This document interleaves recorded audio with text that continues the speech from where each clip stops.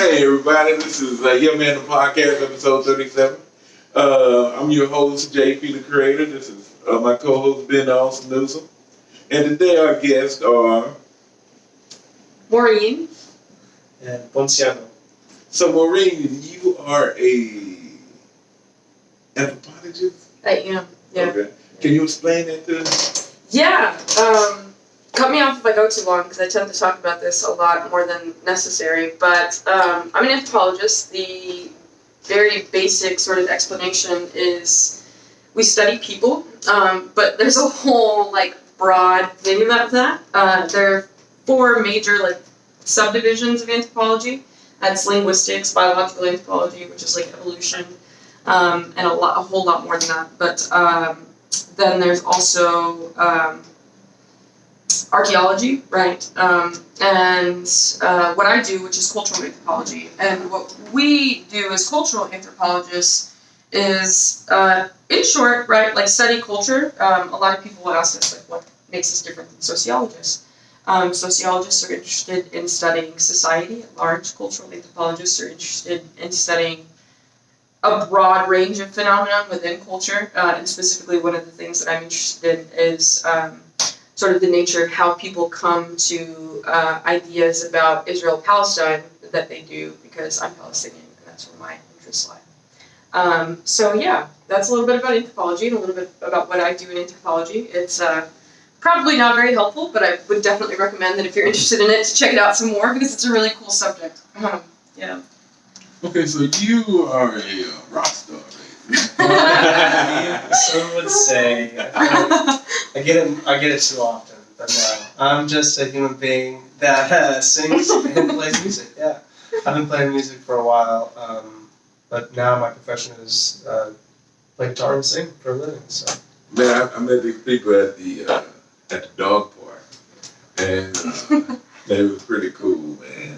And we got Malik too. Yes, we do. So yeah, it's pretty cool. But he's a star in himself. So basically, man, we're just gonna talk about some topics, man, and then we're gonna see how it goes, because she's very opinionated in a good way. So it's not racial. Y'all check out episode 10. You know what I'm talking about. I'm gonna leave that one there. So basically.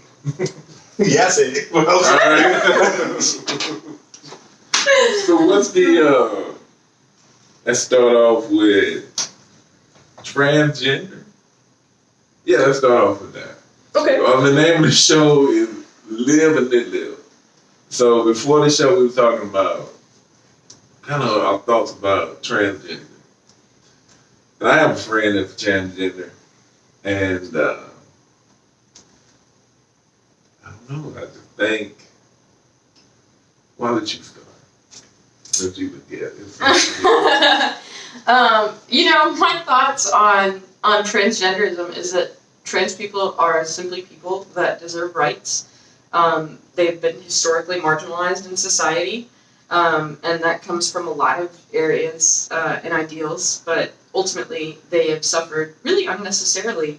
And for no other reason, I think, in my opinion, that people are insecure about their own selves sometimes, and they sort of project that insecurity out into society. And I think with gender, we have constructed it in such a way that there's a lot to be insecure about for people, or at least that's what they've been made to think. And I think a lot of that has reflected in the way that we treat transgender people. And the bottom line for me is, again, gender to me is not tied to your anatomy, because your anatomy is so much more nuanced than people like to reduce it to, first of all, and then that's just not it, you know what I mean? There's so much more to being a woman that has nothing to do with my body, and that changes, and I understand that. And that being said, I think that if we were to take that perspective on gender in general, it would be really easy to realize that people are just trying to live out their best life. And as long as you're not causing harm to me, which I have no reason to believe that somebody is just because they're transgender, why wouldn't I just let them be? So when you said that you are more than a woman just because of your anatomy, what are some things that would make you a woman besides your anatomy? A lot of it is just like any other social category I can think of. For example, I'm an anthropologist, so I don't relate to other anthropologists any more than I do other women in that category. You know what I mean? So what makes me connect to other women is having to deal with shitty men, for example. One of the things that is almost a unifying category that you can walk up to another woman, and I'm not talking about anybody here, but you can go up to another woman, and I guarantee you, pick one out of a bar, and I can go up and talk to her, and I just be like, God, do you believe that fucking guy that said this, and that? She'll be like, girl, let me tell you about this time that this guy did this, and that. Like, and that's one thing that is just a social premise of, like, relatability. Like, we shared an experience, right, that's similar, even though we have nothing else to know. We don't know anything about each other. And so that to me is what makes social categories like a thing, and that's how people build identities. It's just a matter of shared experiences. And when you have a society that's built on telling you you're a girl, you're a girl, you're a girl, and then you're a woman, you're a woman, you're a woman, you just start to do certain things that other women do because that's what you've been told to do, right? And that's how you build these social categories. It's not anything magical, like I relate to a woman because I feel her vaginal powers reaching across to me. Like, that's not a thing, you know what I mean? Like, that's not, I don't know what that means. The opening drum. Right, like, there's nothing of that nature going on, and I feel like some people think it is, and it has nothing to do with that. You know what I mean? And that, I feel like that can change. Some days I don't feel like a woman. Some days if somebody calls me that, I'm just like, who the fuck are you talking to? I don't know what else I feel like or what that means, but I understand that there are times when I simply don't feel like I fit that identity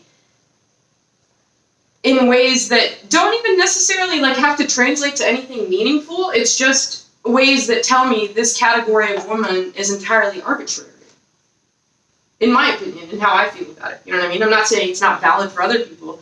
If it means something to you and it gives you like power and spirit and all this stuff, great for you. It's not that thing for me, so I can easily understand how other people wouldn't see it that way either. Okay. Well, I guess I'm gonna ask you, what do you think makes a man a man? That's a good question. You had to see it coming, come on. I didn't see it coming. I didn't. I was engulfed. Yeah, I feel like I'm going to have to preface it with a lot of things. I can't just outright answer it because I don't.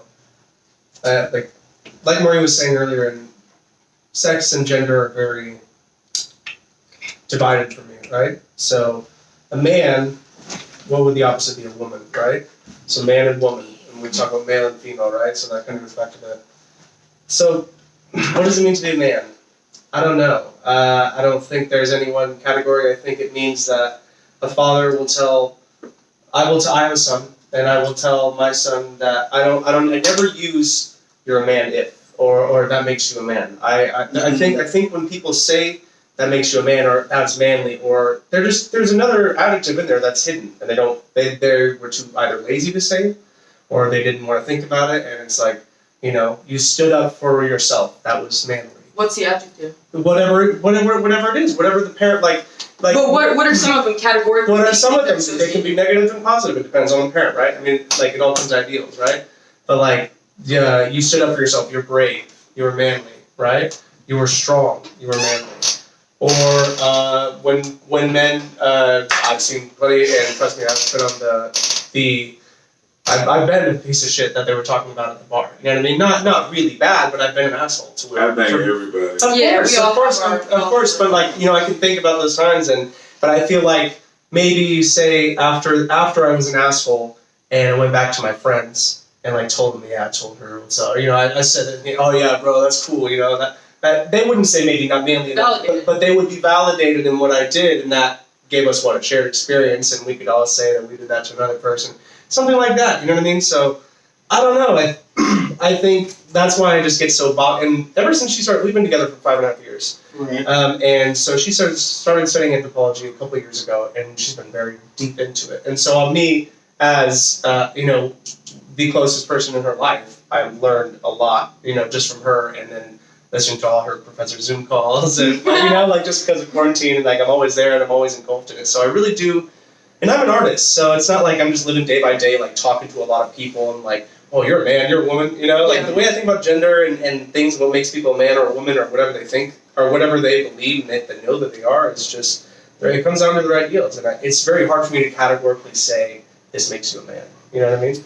But I think what makes you a good human is just, like, letting people live. You know what I mean? You know what I mean? Tied up on a bow for them. But can I ask you something? I don't mean to come Okay, to no, please ask me a question. Can I ask you something? You said which adjectives would be associated with men. Can you tell me categorically which adjectives would not be associated with men? Weak. Barbies. Adjectives. Or nouns, even. Ideas. All Manly those things, dolls. You would never look to your son who picked up a Barbie, right, and say, "Oh, that's a manly thing to do," right? Good job. But What does that then again, males apparently don't have a nurturing side neither, because a lot of fathers, I'm a father also, I have a daughter, so I think God was trying to tell me something when he did that. He said, you know what, you need a girl. I'm like, oh, okay, fine. So a lot of times when males have little girls or little boys, they feel like they have to do certain things to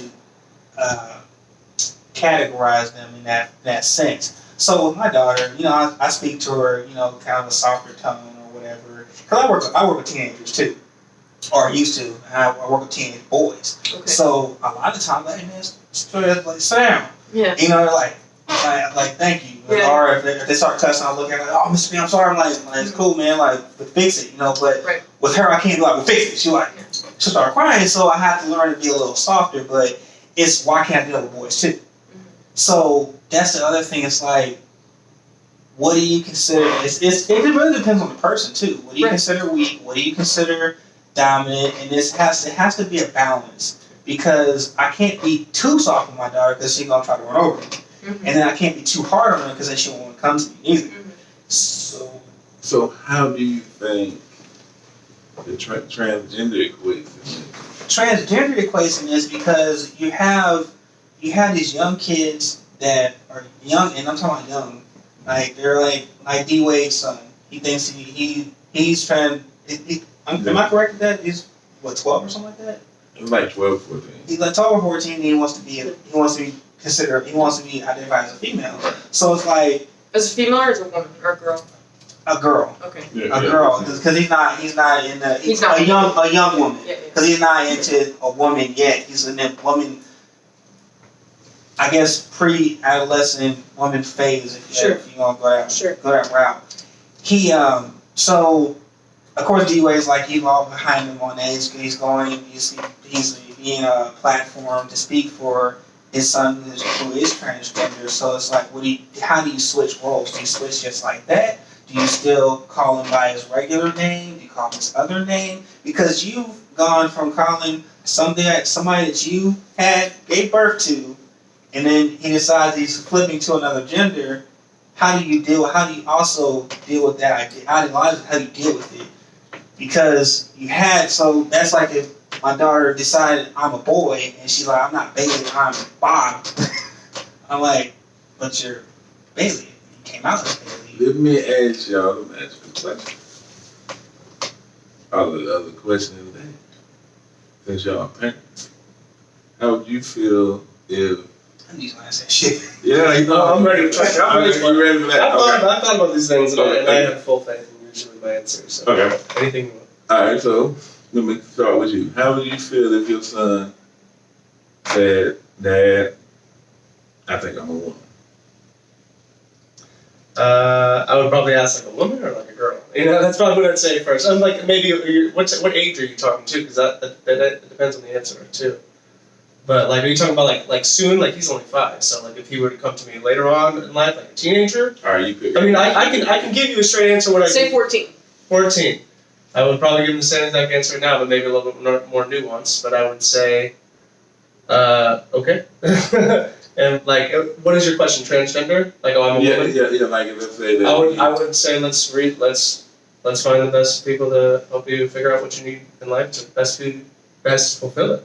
That means I don't know, but not every trans person is the same, right? Some people want sex changes, like operations to get someone to dress up. Transition. Some transition, yeah. I don't know. I'm sorry if I say the wrong thing. That's okay. We're all learning. But transitioning, there are medications that you have to take before, so you have to talk with doctors to see if it's right for you. And something that I would literally go a couple of steps, and the fact that I even know about those steps probably is a lot more than somebody that doesn't. It's like, but that's what am I going to say? No, you're not. And then what? Okay, what are the steps? What are the steps? No, I don't know all the steps. I'm just saying, like I know you have to take medications. It also depends entirely on what the person wants, right? Like we always forget that trans people are autonomous beings that have their own will, that have their own ideas. Just because they've decided they don't conform to typical gender norms doesn't mean they don't have ideas on how they want to live their life or what their body is like. These are choices that they're going to live with, and the person that's going to have to deal with it the most is them, and they're well aware of these facts. Yeah. Sometimes I agree with you, but then I kind of don't, because my niece, for instance, she is bisexual, or she's gay, whatever you want to call it. She says she's a lesbian, right? Sure. So I pretty much, like, when she was born, I was 16, so I didn't know how to treat a little girl. I was like, toss her around, push her down, like she fall over. So she's kind of. You can treat him same as a little boy, I promise. And I treat her like she. I wanted to bring up something earlier that you said, maybe like sorry, but just to hit on it earlier. You said it's something about like treating the girl softer, and my thought was, if you treated them the same way, like if you took X boy or girl and treated them the same way, they wouldn't know the difference. You know what I mean? So it's usually what they're used to. Ask my mama. She had three boys and a girl. I'm her only girl. Ask me who was tougher. As a baby and now. You know what I mean? It's so like the only thing that forces us to be anything is what's around us. Exactly. So, we're products of our environment. Well, she's a product of her uncle tormenting the hell out of her. But I was very I was tough on her. I was, and she I'm still tough on her now. And I asked her questions. I said, so what do you? I said, so what do you? I was like, why do you identify as a lesbian? Why do you like girls? And it all really came down to her confidence and her actual father not being around. So a lot of that is like, so it's like, so you're telling me you don't like boys because of this? And she said, yes, okay. I never told her you're not, you don't like girls. But I said, do you know what you're going to have to go through, though? She's only 17, and she has no idea what she's going to have to face when she's out there. As being a lesbian? Yes. Okay. And which, I mean... And what kind of things are we talking about, just so we're on the same page? So on the same page, yes, gay marriage is legal, right? But it's not always accepted. I accept it. It's fine. Yeah. Like, if that's who you love, that's who you love. But not everybody accepts that. Yeah. And then you have people that are going to look at you weird because you're holding another woman's hand. I'm like, oh, it's a couple. Other people are like, oh, that's a bunch of gay. Like, I don't care. It's not me. So I'm more of a, I don't give a shit because it's not me. I'm not worried about it. Like, you want to keep it over there, that's cool. I'm all with you. I'm cool on that. I was even willing to wear one of those little supporter shirts at the little, what's that little thing that comes through here? The gay pride parade. Gay pride. I was gonna wear supporter. I'm like, no, I don't. Just supporter. Solidarity. We're good. We're all good. Yeah. I mean, I've been to St. Mary's Street once. I would never go to Pegasus again. Ever. That was a horrible. There are a lot of reasons not to go to Pegasus. That was a horrible experience. I saw dudes walking around in underwear. I was like, not for that reason. whoa. So there's some places I just won't go, and then like I was like, Sparky's was fine. Knockout was okay. Pegasus is a little too much for me. Like I haven't been to any of those places. I had my limits. Don't. I'm not a big fan. Like, it was too much. It was just way too much. But anyways, it's like the only woman I ever heard it in a gay bar.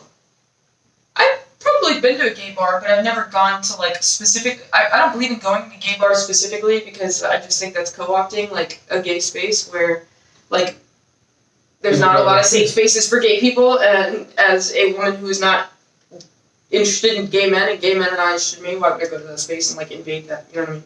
Invade that. Yeah, not invade, but you know what I mean. Like for me, it's like the gay community, like you're alluding, like you're making very clear, actually, has struggled a lot, and people have not accepted them. And gay bars have been one of the few places historically where gay people have been able to cultivate a space for themselves where they keep each other safe. And there's been a history of mostly white, straight women, honestly, but women do it in general because of this, like, straight women do it in general, I should say, this need to, like, connect to gay people because they think they're more like them just because they both like men, I guess. And it's, like, a really fucked up version of feminism, and they go and they hang out in these gay bars and they're co-opting that space and they're making it uncomfortable for the gay men there. Again, this is a very, like, this is a trend thing. I'm not suggesting that every woman who walks into a gay bar is doing this, but categorically this has been an issue, right? It's a very trendable thing because we had a employee that was like that, and he alluded to there was some uncomfortable comments he made about me, and I didn't flip out on it. I didn't trip at all, but he was kind of very invasive, very intrusive with what he would say. It's just like if a female were to say these things, or a male, let alone he's gay. You know, he's been terminated since that time. But it's like, why do you think it's okay to say these things? Like, even if I walked up to you and said, "Say, girl, damn, you know, just something, you know, it's something real." And men do it all the time. And not you, obviously. But, you know, it's something real rude. I'll see him like, "What's up, bro?" Like, "Say, girl, damn, you know, you find out just looking me up and down." It's like another male walking up to me and say, "Man, like, you wearing them great sweatpants, you know." I've heard that shit before too. Like, what you mean wearing sweatpants, man? So I'm gonna start getting kind of like, man, what you? But what does it have to do with them being gay and them that person individually just not knowing boundaries? That's what it is. It's just a boundary thing. But but what it does is that because that person was gay, they start to categorize with everybody else. I feel like that's an assumption. I think though that a lot. I don't care. I think, and I have run into some people that was gay and transgender, and it was a guy at it was a job I was working at, and I forget the gentleman's name, but I had to sit next to him, and so a lot of people were kind of like clowning because I had to sit next to him, and because we had a cubicle. It's not a human. Yeah, but you know, we were like, I was in my 20s. Oh, and they were kind of clowning. And so they were like, "Oh, you know," and I just said, "Man, we're working overnight." I told those guys, I said, "Man, we're working overnight." I said, "We got to keep up. I know you don't like girls. What do you like? You like sports? You cook? What do you do?" He said, "Man, I cook." And so we started talking. So one of the funniest things, and he passed away with AIDS. One of the funniest things, and it helped me get adjusted to people that like the opposite sex. I'll never forget this conversation. I said, he said, "Hey man, what are you doing on Thursday?" And I had practice. And he said, "You know, would you like to go to the ball?" I said, "You know what, bro? I'm straight on that." And he just kind of looked at me and laughed. I said, I am straight, but I mean, like, I have something else to do at night. And so he just laughed, man. He said, "Man, I knew what you meant, man." Yeah. And so, you know, so he passed away, and he passed away with AIDS. And he was working, man, he was probably one of the hardest working people I've seen. Yeah. And he told me, he said, "Man, all my money goes to my medicine to stay alive." And eventually he didn't come back no more. I mean, this dude was the type of dude, he would tell you, "Hey, you got a shift you don't want to work." Like, if you didn't have a shift you didn't want to work, you would go to him. And you would say, "I need this day off." And you would go to him. That's how hard working that dude was. And he would cover you. And he was just working, and once in a while he would go out. And I thought it was cool that one of the times he did want to go out, he asked me. Yeah. Yeah. But I agree with what you said in the sense that if you're not looking for a gay or lesbian relationship, then why are you there? Because I went to one bar I forget. It's not Pegasus. It's a real nice bar. He said nothing. Nah, it's real nice. Like, it Nah, was it's like. The truck sported street though. What's the other one? No, really? What's the other one about Pegasus? it's not. I think it's knockouts. Not knockouts. It's like real nice. With Brass Monkeys on that strip Yeah. It's too. not Brass Monkey. Where's the sunset? Sparky's? Sparky. Yeah. That's why that's what we started out at. It was a whole group of us. Sparky's nice. And they're like, hey, yeah, it is very nice. It's a very nice bar. Like, it's nice, cheap, and ain't nobody gonna bother you. They gonna like, oh, this. I mean, it's just like any other bar. Just go in there and mind your damn business. I mean, Yeah. Basically, what happened? We had friends, and we used to go to Fasos. We had a friend, and we would go to Fasos all the time. So Fasos, man, was a sports bar. I used to go with my dad all the time. Yeah, man. Watch the Patriots win so many Super Bowls there. Yeah, so you know about Fasos, man. So Fasos, man, we would stay there from 12 to close, man, because like we had one guy that was a 49 fan, I was a Cowboy fan, we had a Texans fan, we had one dude that was a fan whoever at the time won the Super Bowl. Bandwagon. Bandwagon. So we would just stay after that, man. So we in our 20s, then we would go to Bombay. So man, Bombay was on Freshburg. It wasn't really too far. That smells. Yeah. He They said gave me moldy probably. beer once, no joke. It was disgusting. What? They gave me moldy beer at Bombay once. Bombay? Off Fredericksburg. Stop. And it was For real? like, wow, I never On been there. Sundays? Well, I don't know what day it was. It was nasty though. On Sundays was a day though, man. But yeah, so they closed. Yeah, they closed. Yeah. I'm glad they go. They get moldy beer right now. Yeah. It was gross. How do you get moldy beer? I never got The moldy lines beer. are dirty. The lines are dirty. Yeah, if it's It was I Italian. never- cheap special. I never got moldy beer there. But I'm sure it was not a common Well, thing. when day did you go there? Oh Lord knows. This was like 8 years ago. Yeah, I never got moldy beer though, but I think it was In the but fourth quarter to watch the fights. yeah, I never went moldy beer. But basically, man, what happened is so the male female ratio was pretty good. You know what I mean? And so what happened is I'm sorry, I'm gonna be really annoying about this Okay. point, but male, female, like happens across every species on Earth. Yeah. If we're talking about humans, can we Yeah. refer to them as men and women? That would be helpful, please. Yes. Thank you. What for that? Because males, like my dog's a male, Okay. so we're not including him in the conversation about males, right? Okay. Yeah. Okay. You feel me? You want to go on the human aspect, men and women? Yeah, I mean men and women. ratio. I'm just asking Yeah. about the men and women ratio. Yeah. Okay. Please. Okay, men and women ratio. Okay. That's All great. right. Thank you. So the men and women ratio, it was cool. So it'd be like about 12:30. So you had a place at 12:30, like just stay there an hour, you know. And he always was like, "Hey, I'm finna go."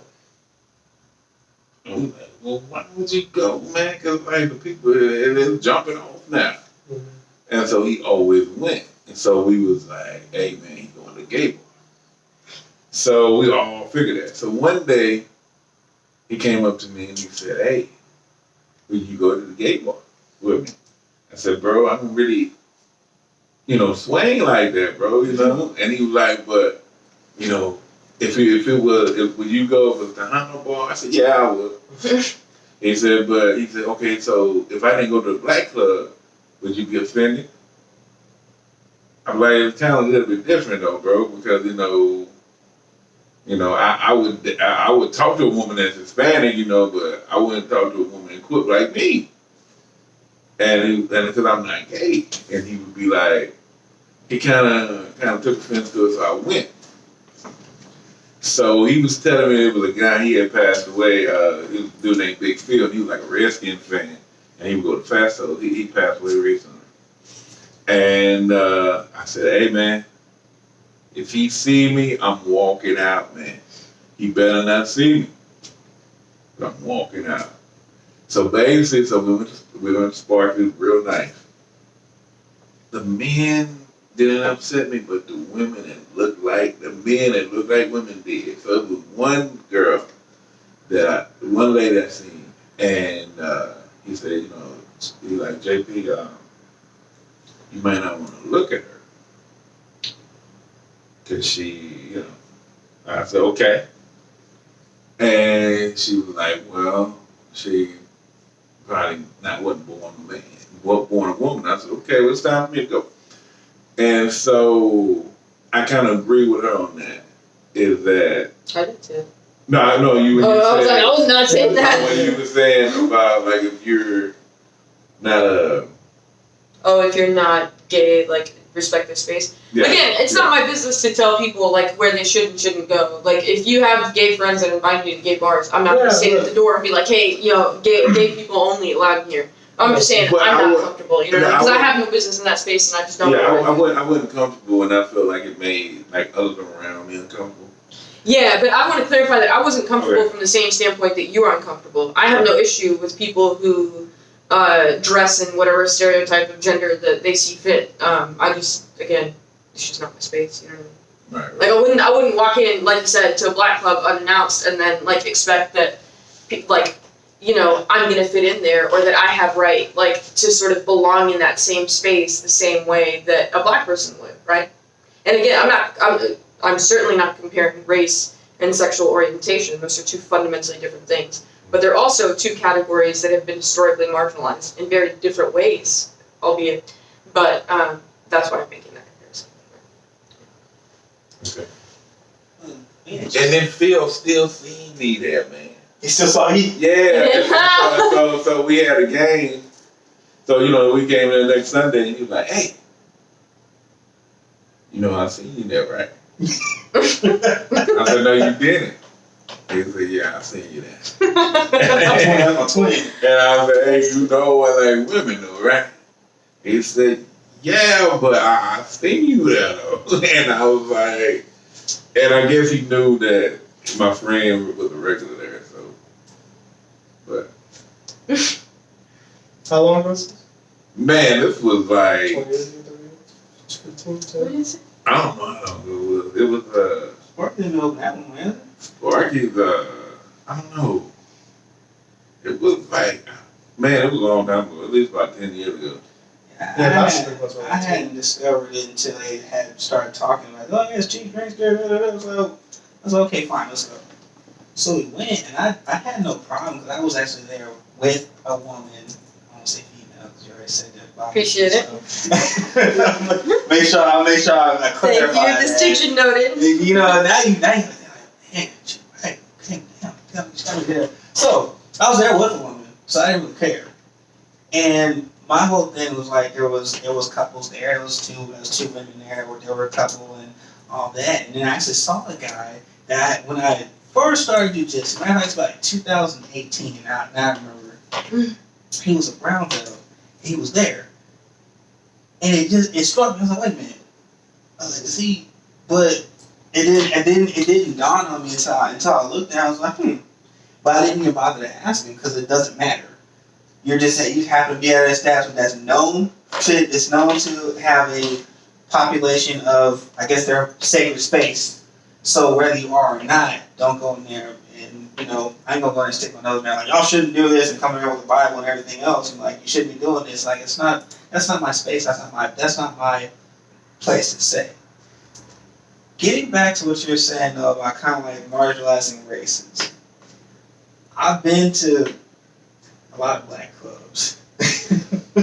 I didn't even know that was a thing. I was stealing it from him based on what he said. Let me clarify that. No, I'm just saying, like, I like that you brought that up because it's like I've been to different places where it's considered a country club or it's considered a town club or whatever. I'm not a club person, so I don't know.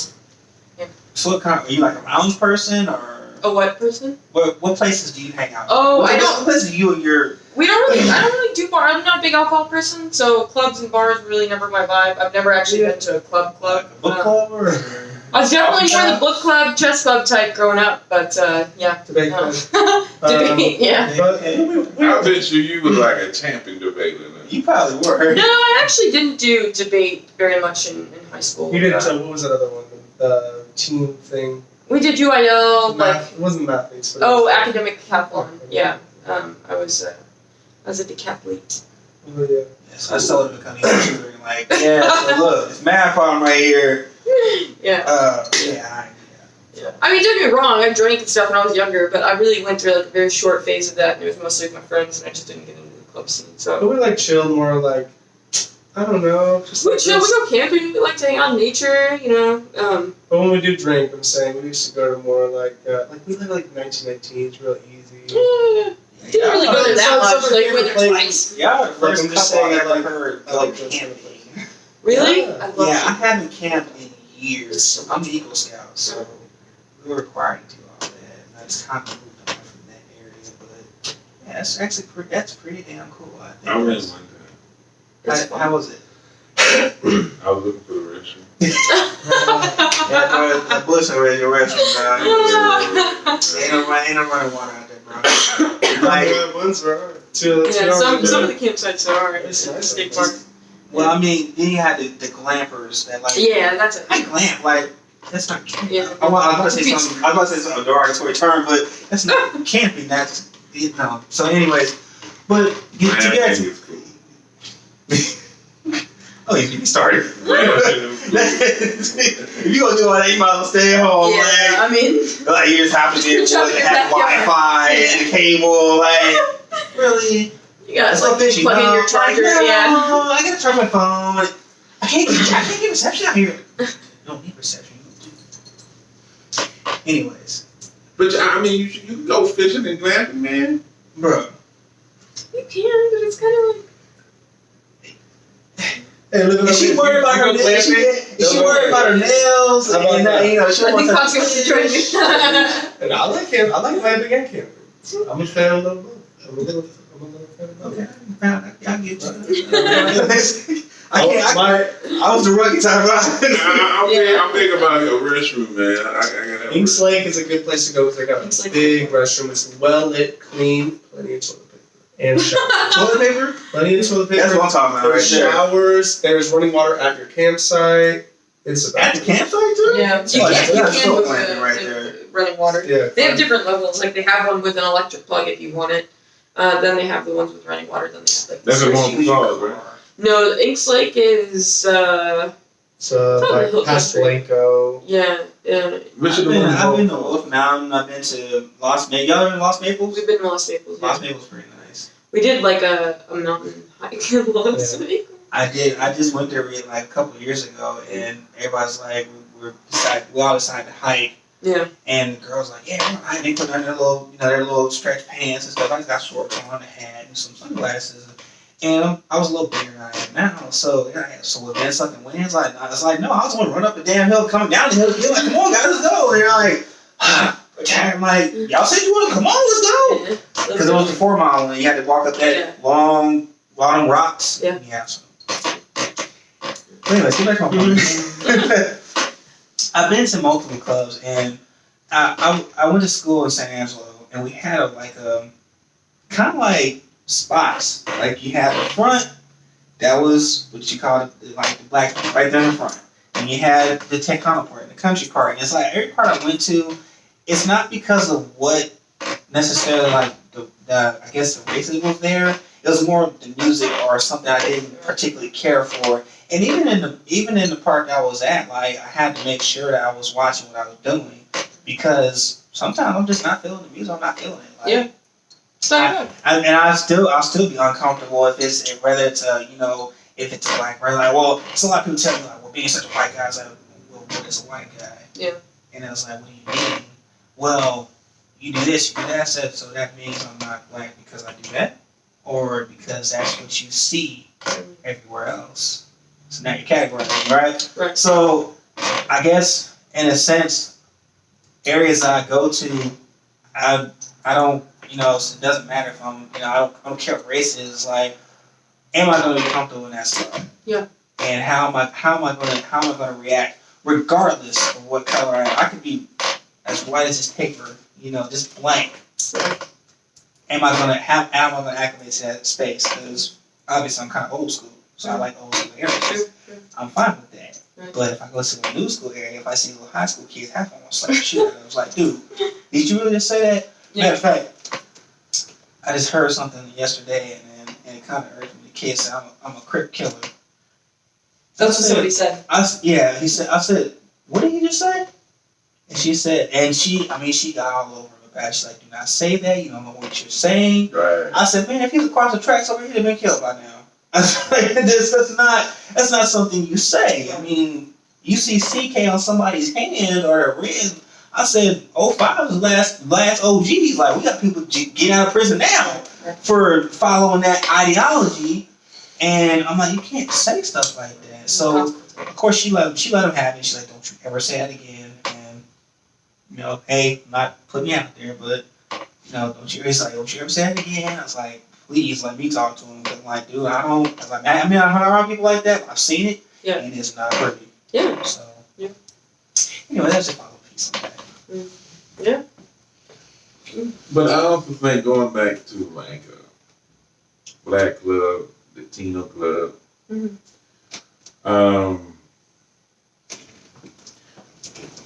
I knew people that, like, for example, I had a friend when my mother had passed away, and he had went to my mother's wake. This dude named Mike, and he was literally the only white person at that wake.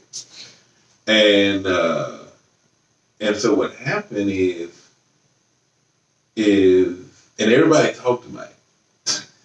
That was so crazy. Everybody thought Mike was cool. Like, I had some people that were football players and, you know, like different, you know, aspects of my life.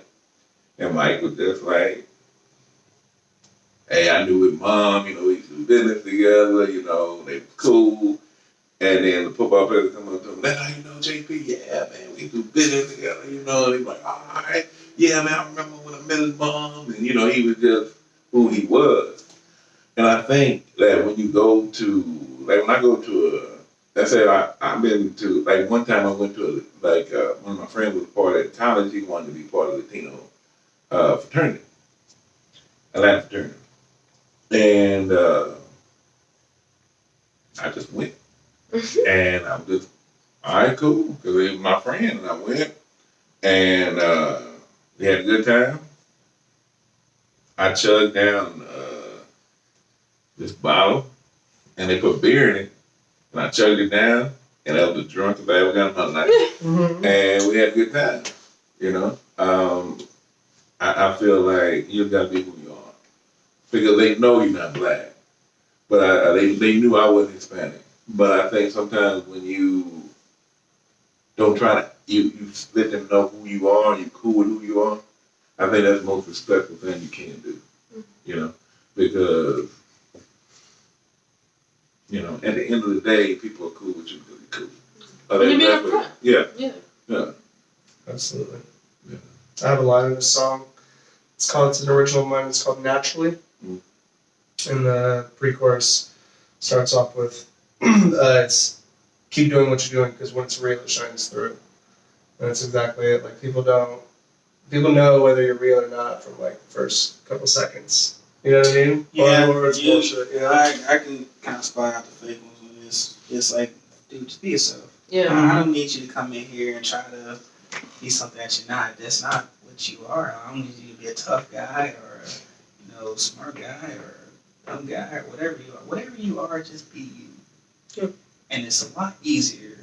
Of course, your dog came in here. He decided to my territory. He's like, shoot. You're like, well. Like, yeah, like, all right, cool. We're at my house now. Like, okay.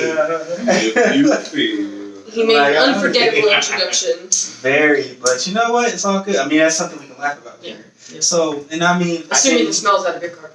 Yeah. We'll worry about that later. I'll send it off later. And, I mean, it's like, I didn't get mad. I was I'm just teasing you. Yeah. You know, it's just like, hey, like, bro, you just, all right, that's cool. Just want to. Yeah. They don't know. Yeah. There, it's all right. Okay. He's learning. I'm not mad at all. He's learning. Yeah, I mean, if y'all came in like trying to be all, prim and proper, like, I'm like, just chill. Like, you want to take your shoes off? Take your shoes off. You don't want to, like, great. Yeah, mud all over them. Like, please, you take your shoes off. But I'm not that type of person. I could really care less. But y'all came in, y'all were originally, you were being you. So that's what I appreciate about most people. JP is just JP when he comes in. So I'm just being like, at the end of the day, I'm only just being like, that's who I'm gonna be. So Same. I struggle with figuring out myself. I don't need to try to be somebody else either. It's hard enough. Yeah. Yeah. It's hard enough. Yeah.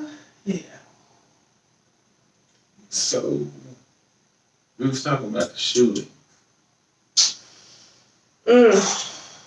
So. I'm gonna grab some nicotine for this one. Okay. The shootings have been up in numbers as of lately. That's the best I can put it. Wait, I'm sorry. Are we talking about the mass shootings or the police shootings? Mass shootings, police shootings, Shootings in general. shootings in general. America's gun. Sorry. They've gone very rogue as far as firearms in the Wild West is concerned. I mean, if you want to consider the Wild West, I don't know. Yeah, I don't think so. We kind of got in that area too. Like we were talking about that, but I don't know.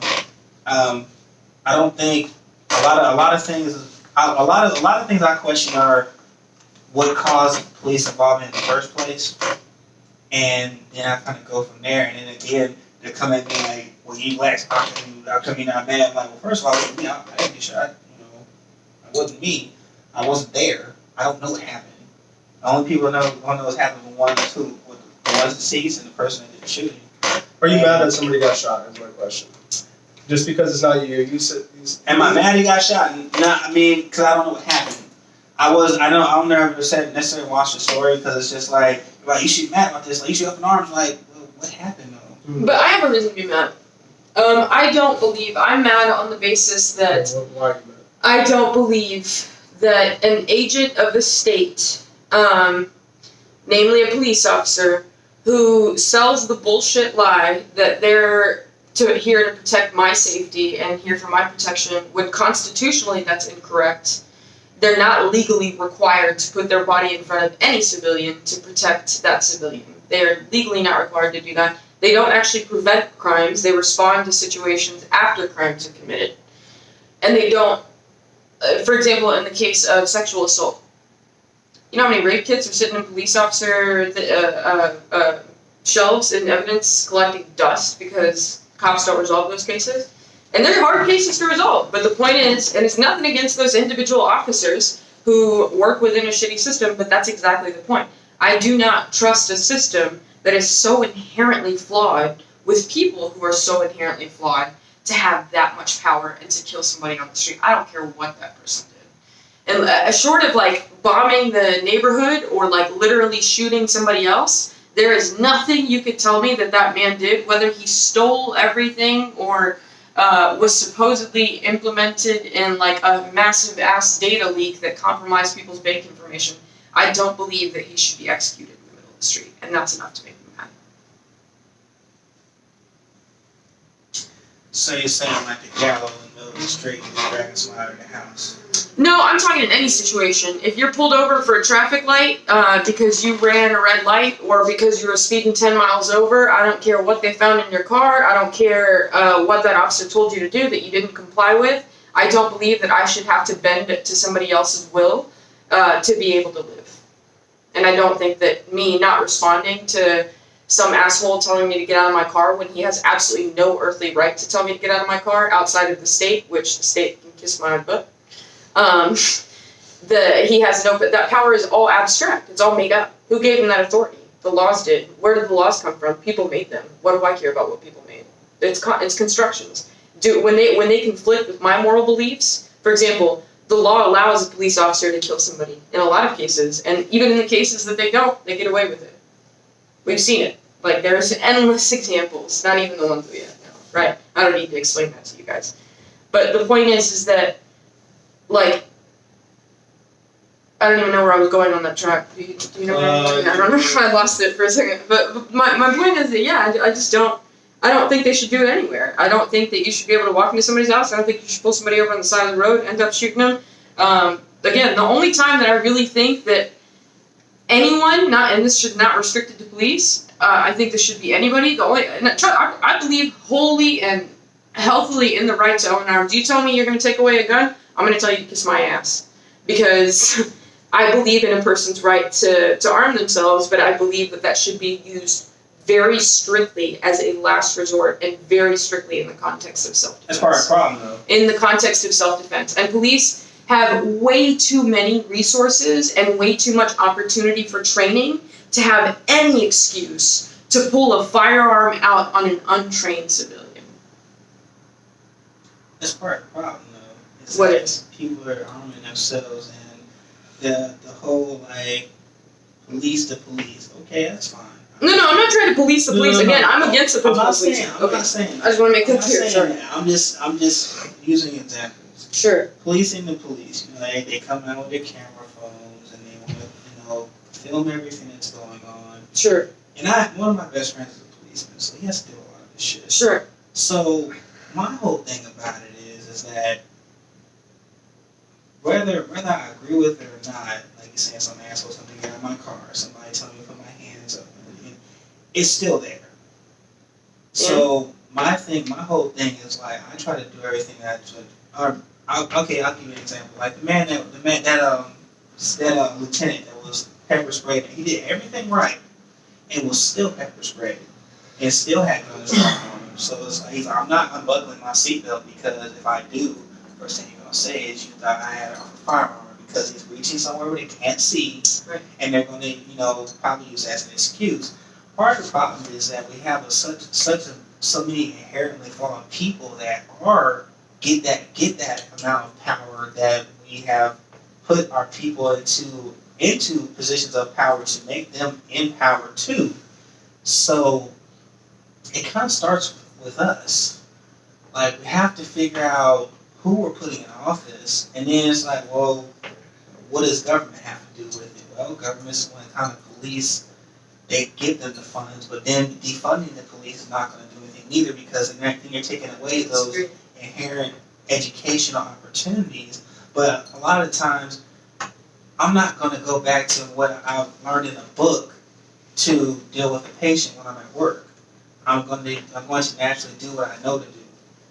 So sometimes when we say we need to get them more education, it's like, how much education is enough education? Is it enough? Or is it going to continue to be an issue? And a lot of the time, a lot of problems that I see when people are approaching us, let's say you stop me, right? You say, well, sir, I'm stopping you for this, and this. I'm not going to, I think you're going to, and just naturally, if I'm just talking to you like an asshole, like, well, what the fuck you stopping me for? They stopped me with a black right. Oh, yeah, that's right, you damn white cop. I'm going to stop because you're black. You see what I'm saying? So obviously, I'm gonna have a little bit of an attitude when I talk to you or the next person I talk to. Sure. So naturally, I just stop. First, I say, "Good morning, officer. How you doing?" But don't you believe that the cops should be taught that since you killed a lot of black people, that they would have that reaction towards you? Right. Yes, but here's the thing. Does that reaction deserve to be killed? You can't take things. My job. I cannot take things personally. I've been called every name in the book. Okay. I've been cussed out. I mean, from here to the end of the earth, and still nice to them. Like, so you don't want your else taken? Okay, like for example, when I used to walk my dog, it was some cops, and they were always kind of stop me. And so it was one cop, and I always thought, well, man, I got pit bull, they want me to spay him and, neuter him, and I thought they was there to kind of harass me. So one cop, it was a white cop, he said, hey, he said, who walking? And I just said, we walking each other. And he started laughing, he said, yeah, I can see that, man. He said, yeah, he said, man, you seem like you got a nice dog and you care about your dog. And we actually stopped and had maybe a 10, 15-minute conversation because he disarmed it. So it was the way he came at me, And It's all about approach. Yeah, it's all about approach. But see, the other cop would be like, oh, well, the spade, what are you doing around here? That's your dog. And I'm like, oh. But y'all are speaking to individual interactions, and that's not at all what I'm referring to. I'm referring to the deaths that result out of the consequence of some of those individual actions, yes, but it's not about individual police officers for me. It's not about, I'm not talking about police officers' characters. I'm sure some of them are great people. I'm sure that they have families and beliefs and friends and all this thing, because they're human beings too, right? And they live on this earth. And it's not about that for me. Like you said, it's about the state. And the bottom line is they are here to enforce laws, right? And their primary purpose is to protect the law before it is to protect people. And these are not my, this is not my analysis. This is a matter of like what played out in the Supreme Court and how things have occurred in reality, right? So their job is to protect the law, and in that, part of that is private property and the interests of people who own that private property or the interests of people who make the laws. I fundamentally disagree with the laws. Therefore, I have to fundamentally disagree with the police, because the police are the ones who enact those laws. And again, I don't disagree with individual police officers, because I'm not going to get into it with individual people, because that's not how I make systemic change. If my goal is to target a system, then it needs to be about that system, right? And it doesn't matter how much education you put into this, racism isn't something like racism that makes people believe that black men are more violent than others is not simply a matter of a 6-month training course to undo, right?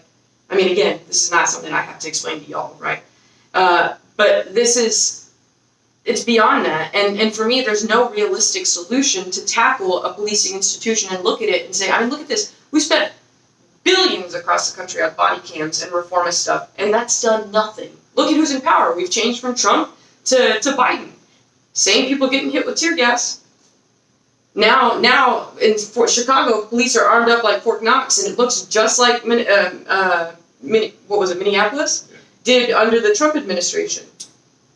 So it's really not a matter of who's in power on the federal level between Democrats and Republicans, because the bottom line is it's about state power. And one thing Democrats and Republicans are sure as shit going to agree on is that somebody needs to be in that office, and if it's going to be anybody, it's going to be them too. And they'll collaborate on that. And you know what I mean? I'm not talking like conspiratorially, like there's Illuminati going on in like backroom meetings. But what I'm trying to say is, like, if Democrats have to choose between Republicans or the people, they're going to choose Republicans, right? They don't give a shit about us. And the same thing is true about Republicans, in my opinion.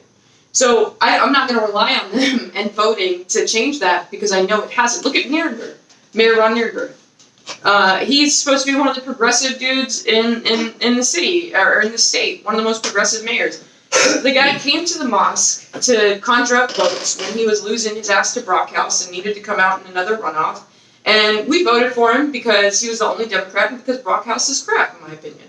And I didn't want to vote for him, but it was literally a last-minute desperation.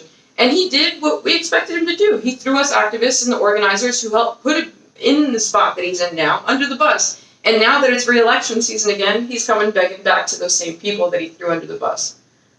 And he hasn't done crap. Look at, for example, Proposition B is up for vote in San Antonio. Vote yes on Proposition B. Can you explain what that is? Yes, I can, absolutely. Proposition B is looking at allowing, basically what Proposition B is trying to do is limit the negotiating powers of the police union. Because the police union is responsible, for example, for the massive rehire rate of officers who have done really bad things. You guys remember that officer who, it might have been Encino, I don't remember his name, but he fed a houseless man a sandwich made with shit.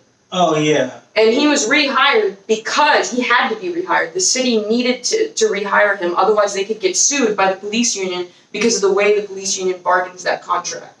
So how can the city control good or bad cops when the union is having that kind of power? So Proposition B is trying to strip the union of that power to make at least like basic ass rules, like don't fire cops who give people a shit sandwich. Don't rehire them, sorry. Yeah. And because literally right now the rules make it to where you cannot. So the guy who kills Charles Roundtree. They have contracts, I take it then? Yeah. They bargain the contract. The city renegotiates the contract every 4 years. But they don't do it with the police department. They do it with the union that represents the police department. Right. So when the police chief says, "Oh, it's out of my hands," I had to rehire him. What's up? I do remember hearing about that. Yeah. I didn't know he got rehired. Yeah. He got rehired. But like I said, the city didn't want to rehire him. The city of San Antonio didn't want to rehire him because they knew, at the very least, it would be a PR nightmare. But because of the fact that the union contract is bargained with the city, forced, I should say, with the city the way it is. And these are our sellout politicians, by the way. Mayor Ron Nierenberg was at this meeting. He helped negotiate this contract, so he can't pretend now that he doesn't know anything about this. But they're renegotiated with city officials, and the negotiating terms are half the time that you basically can't get rid of officers, even when they do stuff like that. Wow. And that a simple thing like asking for the ability to limit their power, so that we as a city, we as members of the city, not as members of the police union, because let's be honest, a lot of SAPD officers don't live in the city of San Antonio, don't answer to Bexar County politics. Now I'm saying it's not the majority of them. I don't know what the statistics are, but there's a good chunk of police officers who do not work in the places that they live in. So basically, these guys, as a police union, right? No. This is true all over the country. But basically, these guys as a union are taking away our power as citizens and taxpayers to this county and the city to negotiate on behalf of the police officers who are supposed to protect us, to keep them in their jobs despite the fact that they do really crap things. So our tax dollars are being like doubly wasted, and all this proposition is trying to do is allow that negotiating power to happen. Is that something you think you'd support, even given the like your background and your comments on it so far? What? The proposition, for example, you wouldn't support it? No, because the union, obviously, it's not the police. It's not the police themselves. It's a union, and the union. Who makes up the union? It's not just business guys in this union. These are. But they're acting on behalf of the police officers. That's what I'm saying. The union is what they're using to basically say you can't let me go.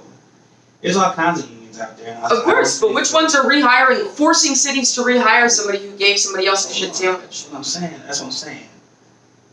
I'm saying I agree with Proposition B, at least limit that, because that's not cool. Gotcha. I misunderstood. Let me finish. Yeah, I'm sorry. I'm agreeing with Proposition B. I'm not saying that they shouldn't do that, because there should be some kind of level playing field. Like, okay, look, you can't tell me I gotta hire this guy back when he fed somebody a feces sandwich, right? And I have to rehire them, right?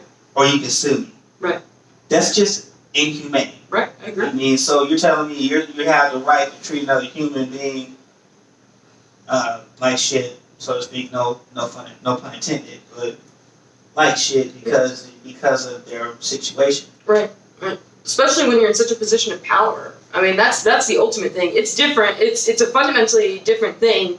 Even, I mean, it's just as bad on some scale for any other person to do that. But for you, as somebody who wears a badge that is supposed to be about protecting and serving, to do that is just like so, like you said, inhumane. Like, it violates such basic principles of humanity, and it's just mind-blowing. I couldn't imagine doing that to somebody. Oh my gosh. Scary stuff is to think about, like, so the guy got rehired. And, like, you think every interaction he had after that's just great. He's like, I want to really turn around, you know? Yeah. He literally saw how many people and gave them a horrible time. Yeah. Like, it's just crazy to think about. And that's just speculation, but let's be honest. You know, it's crazy.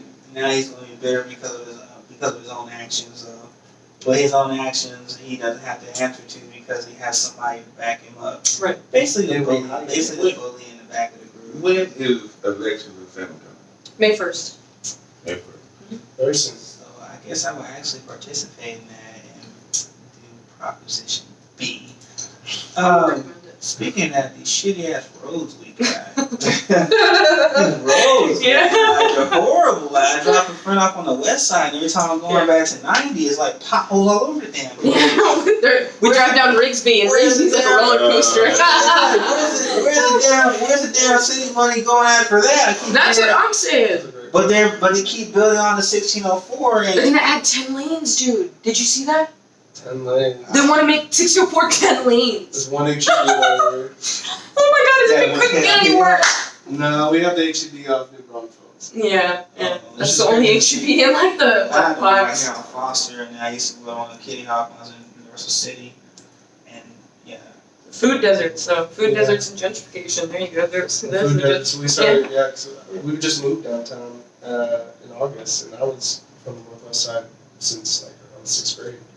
And we just moved down there, and we didn't realize that they're like food deserts are real things. You know what I mean? Like HEB is always. It's not like Yeah, I mean, if you go on the north side, there's an HEB and like they do literally everywhere. And it's every such few a- blocks. That's like the only, so you will get massive lines. Try getting food at like 10 p.m.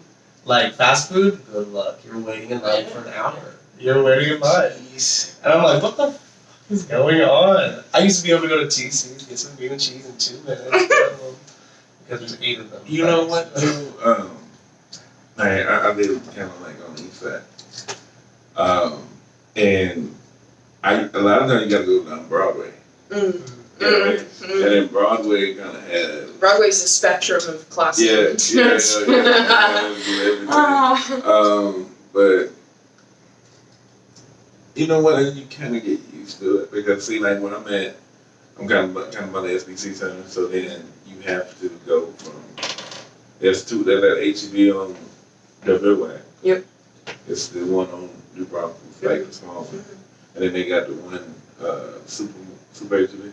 Yep, that's And then y'all got the one on the super HEB is the one on New Braunfels. yeah, and then you got the one on like by Goliad and Military. Oh yeah, we don't go down that far though. Because it's further south.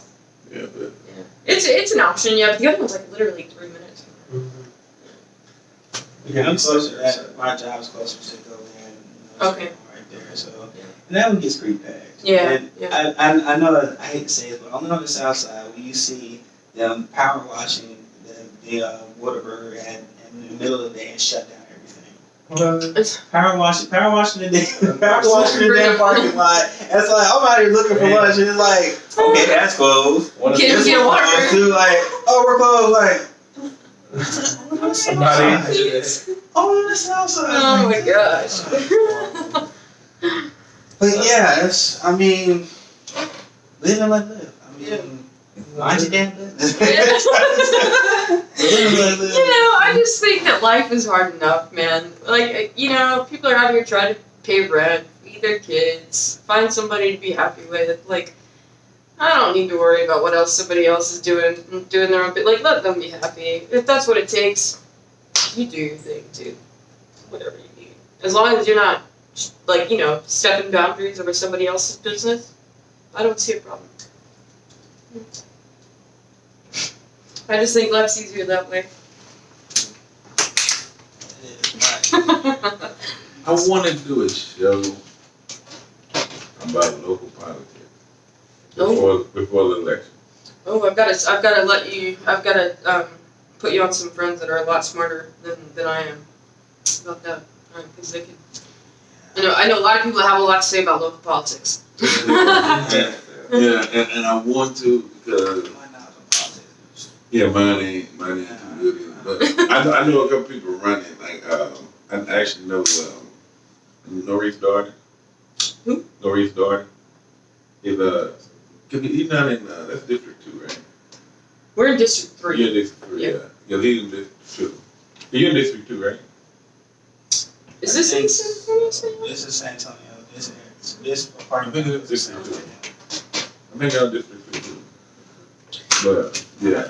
I just feel like, because one of my friends said, it's not national politics that you want to vote for, but it's city politics. And I think a lot of people just overlook city politics. Yeah. So local politics definitely matter. Yeah, it's not Trump or Biden is gonna come fix these damn roads. It's local politics gonna fix politicians, and I don't know.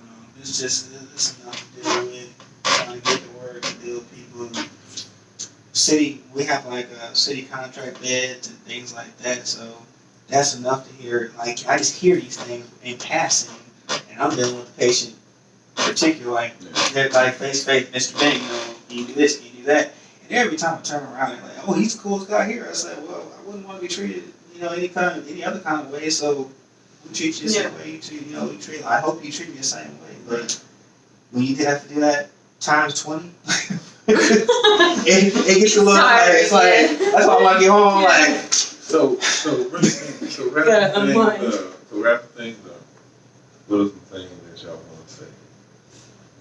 Thanks for coming to the show. Yeah, no, I thanks appreciate it. so much for having us and accommodating my dog apparently and our antagonist. But He's alright. yeah, I look again on the police officer thing. I just want to end on this note.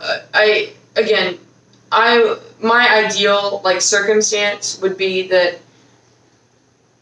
police officers find other work that's more meaningful, and like as a society we just removed the structure of policing, and that would require some other fundamental changes to go along with it. But I genuinely don't believe that when people have their needs met, that they're out to cause harm to one another. And I know that there are different like ways to come back at me with that, right? And but the bottom line is that I just don't think policing works. I think it's taken too many lives, and one would have been the threshold, and at this point we're at thousands.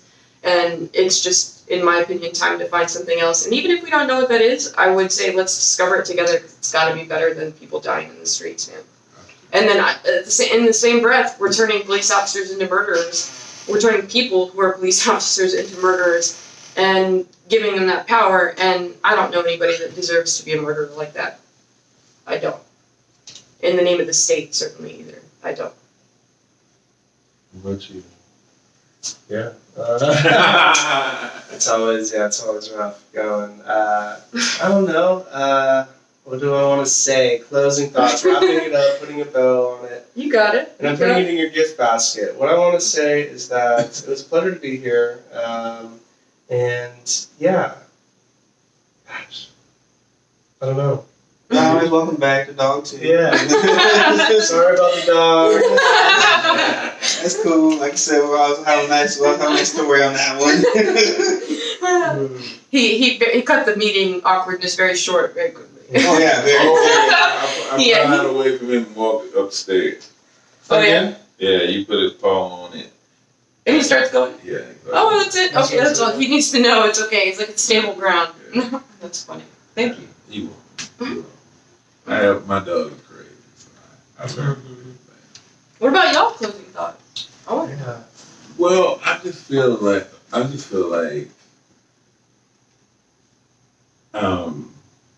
the way they talk about religion. yeah. And I believe, like, even if my religious belief doesn't go along with someone's personal life, I still feel like I need to let them live. Because I had a friend, and he was on the football team. And the friend Rhino, and we would talk about, Christianity. And he called it, this was years of me talking to him. And one day he really said, you know what, JP? I kind of see what you're talking about. And it wasn't through me and bombarding them, but it was through me standing up for my beliefs in a positive way. Yeah. And then I think Ryan Lobby told me that he passed away. Yeah, he got killed. And so it makes you feel good that he found God. Yeah. And Especially through like such a good representation of the beliefs for you. That's nice that you helped. Well, them. I try. That's all we all do, right? Yeah, that's all we all do. So I believe that love is very powerful. And just because someone is not living the way you feel they should, doesn't mean that they don't have that right to. Okay. Yeah. So that's what I'm gonna say.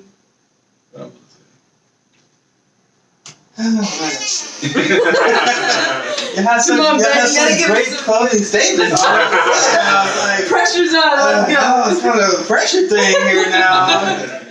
Well, I've always lived by the motto, live and let live. I like that when we started talking in the first place. We got kind of a healthy debate. So Yeah. It's like, we should be recording this. I'm like, man, look, I barely have anybody to talk to half the time I'm here. So if somebody actually offers me a challenging conversation, I'm like, okay, you got me in a butt. So I guess just to wrap it up, I've always been the type that if that's you, do what you do. I can't tell you I can't tell you what the consequences are going to be because everything has a consequence, right? I live the way I live. There's a consequence for that. I either comfortably or uncomfortably. It's like it's all on my perspective on how I feel what I'm doing. So if somebody, who am I to tell somebody how to do something or what to do? That's not my place. I wasn't put here for that. Mm-hmm. I was just put here to be, so to speak, more of a buffer to say like, hey, you shouldn't don't let them live their life. They're not bothering you. They're not doing anything. Live your life. I have no problem. Now when it crosses boundaries, then I have an issue. Mm-hmm. If it crosses my boundaries, I have an issue. Right. Which you're entitled to, absolutely. Which I'm entitled to my opinion, and I don't think I have a right to tell anybody anything. What do you think about that? What do you think? It's really hard to you, bro. Yeah, I'm not me. I haven't dealt with it, so I guess just I'm just here to observe, offer an opinion, ask for one, and I'm like, hey man, I can't tell you how to live. It's what you want to do. So I just continue to go to my jiu-jitsu, manage myself, and just be an inner peace within. So yeah. But I really do appreciate y'all coming, and your dog too. What's his name? Medic. Medic. I appreciate Medic coming in marking his territory there. Is that King and Yeah, King in Arabic. Okay, so Medic. Melik. Oh, Melik. Oh, I thought you said Meg like. No. No, It's just the Arabic pronunciation makes it sound like that because the A is shorter. Yeah. Okay, gotcha. Melik. And when your next show? Next show, I got one tomorrow. You do? Yeah, I got a Q bar at the Hyatt Regency downtown. They have a bar in there called Q Bar. I'll play there from 6 to 9. And then I think next Saturday at the Rustic again. Next Saturday's a trio. Actually, No, trio's not next Saturday. Oh, dang. Sorry. Sorry. wow. So the Rustic in San Antonio. They do a live trio show at the Rustic that kills. I'm just saying, like, they got backstage passes to get like autographs. I can like. Yeah, we'll see you. So we got a green room. Podcast in the green room. We've actually talked about this so many times. There was so many times me and like the band members and the sound guy were back there. We're like, damn, we should have got a podcast back there already. Like it's like the green room. We would call it that. The hangout room. Okay. Come on over. Be entertained. Where's it? The Q Bar? Tomorrow's Q Bar, which is downtown at the Hyatt Regency, and then next Saturday at the Rustic. Yeah, they don't do how we downtown. No. Let's see my traffic out there. The Rustic is over on where is it? The Rim. The Rim, yeah. I've been to the Rustic. It was cold as shit that night, but it was actually pretty cool. I was like, never been here. Probably won't come again, but yeah, it's got its own vibe for sure. Yeah. I go for his shows because that's the only reason I go. You been to the one in Dallas? No, we've only been to the one in Houston. He's performed at the one in Houston. I've been to the one in Dallas. Okay. Does it have different vibes for each one? The Houston one was pretty much the same vibe as San Antonio. I think they're going for country. They're going for like country. that's what it seemed like. It's very country. But he doesn't do. That's what's interesting about him. That's why I thought it was weird that he plays there. Not weird, but he doesn't do country. You know, I mean, I played No, it's some good. country songs, but not country. when I went to Yeah, that's what I mean. when I went to the one in Dallas, Everything. Country, pop, Spanish, R&B. it was more hip hop. Originals. Where? Dallas? Yeah. What? Really? Yeah, I mean maybe it was just that night, but Yeah, that's the thing. The Rustic, I mean, they're definitely a country vibe, but they do all kinds of music. I've never seen the Rustic San Antonio hire a hip hop artist. No, Yeah. I've never seen that. That's what Journal was saying. It's in Dallas. They know. And then SDST. Imagine MC Squared up there. Same dream, same team.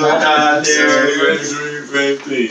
Yeah. No, but it was like more like hip hop, like more like singers, like Yeah, but that's what I'm saying. They don't normally even hire hip hop artists here in San Antonio. they wasn't like rappers, but it was more like Like an R&B group, or like more R&B, more like Eric Badu, Okay. like Okay. Neo Soul. just soul, yeah. But maybe it was just that night. Yeah, they don't really They have should do it here too. The JP, that kind of wraps it up, man. Okay, I'll wrap it up. Thanks for having us. Living that Live and let live. So, y'all been with us for It's episode 37. 37 show. We're going for the big 5-0. Nice. But Stay with us. Keep watching. Tell your friends. Tell your mama. Tell your grandma. Tell Melik. Tell everybody. If you're on your car for 2, just watch that. So, have some puppy pads out. But anyways, anything else to say, JP? That's it. Thank y'all for that's coming. it. Thank y'all. Thanks for having us. Thank you so much. Oh yeah, and support your local dog park. Yeah. Yeah, that's where he met them at. Yeah. I ain't got Cujo anymore, so but got Peggy at mom's house, but that's okay. She's a little jumpy, but all right. All right. We'll see y'all. Peace. Yeah.